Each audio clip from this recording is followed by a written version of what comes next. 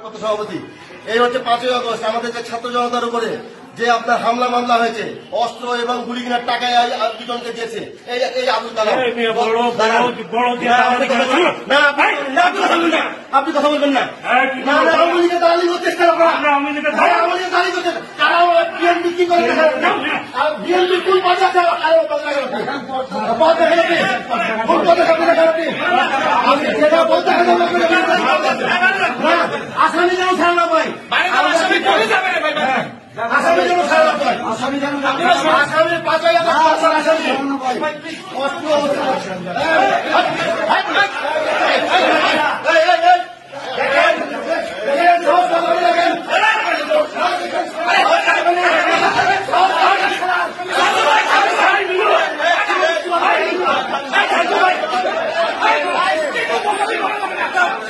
লাঠি দিল লাঠি দিল